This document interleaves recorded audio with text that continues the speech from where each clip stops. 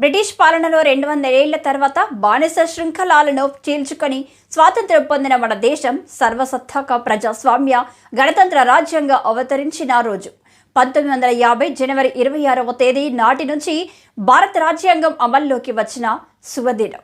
Republic డేను అత్యంత ఘనంగా నిర్వహిస్తున్నారు. నేడు 75వ స్వాతంత్ర దినోత్సవం సందర్భంగా స్వేచ్ఛా వాయువులు నిండిన మేర భారత్ మహాన్ అంటూ వాడల్లో ఘనంగా వేడుకలు నిర్వహించారు.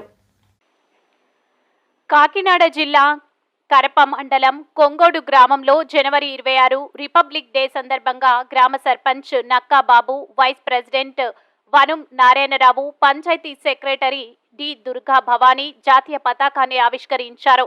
ఈ సందర్భంగా వారు మాట్లాడుతూ జాతీయ నేతలను జ్ఞాపకం చేసుకుంటూ దృశ్య ప్రదర్శన చేశారు. గ్రామస్తులు, పిల్లలు పాల్గొని భారత రాజ్యాంగం పట్ల విలువైన విషయాలను తలుచుకుంటూ ఈ కార్యాన్ని స్ఫూర్తిదాయకమైన విజయం కావాలని అన్నారు. అనంతరం పాఠశాల విద్యార్థులు ఆలపించిన దేశభక్తి గీతాలు ఎంతగానో ప్రజలను ఆకట్టుకున్నాయి. ఈ కార్యక్రమంలో పంచాయతీ సిబ్బందితో పాటు వాలంటీర్స్ తదితర నాయకులు పాల్గొన్నారు.